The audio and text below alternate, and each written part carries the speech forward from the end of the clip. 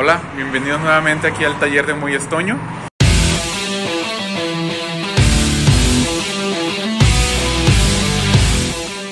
Hoy vamos a hacer un pequeño tutorial de cómo instalarle el lift kit para levantar estas camionetas, que es la Silverado o la Sierra de la 2019 a la 2022.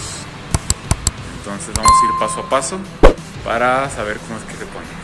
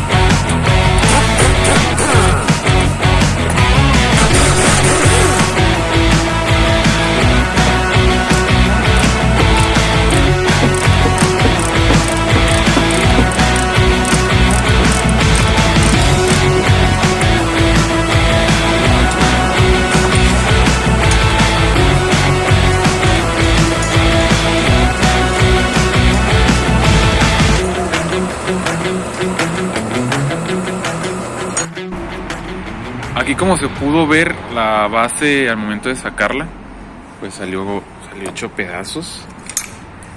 De hecho, en los dos lados salió exactamente igual.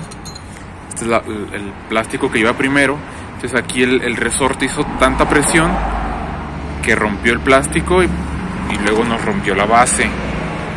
En este caso estuvimos buscando la base en las refaccionarias y pues por el año, que es de 2019 en adelante, pues no la logramos encontrar. Entonces en agencia era la única opción, pero era muy tardado y era muy caro. Entonces lo que tuvimos que hacer en este caso es comprar una base del modelo anterior, hasta la 2018. En este caso este número de parte en Cartec, pero puede ser en cualquier otra marca. Entonces, ¿qué es la diferencia? En la base, que ya no es de aluminio, ya es de acero. Bueno, la anterior era de acero, pero trae aquí un borde en el cual, si queremos montar esta pieza tal cual en la camioneta, no entra, porque en esta parte trae liso, no trae donde embone. Entonces, en este caso, el beneficio de este aumento, que fue el que se le puso, que es el aumento 58, sí entra en esta parte. Entonces la nueva pieza entra aquí y aquí entra el amortiguador, que es tal y como ya se montó aquí. Ahí está la pieza, la 58. Entonces va atornillada al amortiguador y por arriba va unos tornillos que entran en esta parte.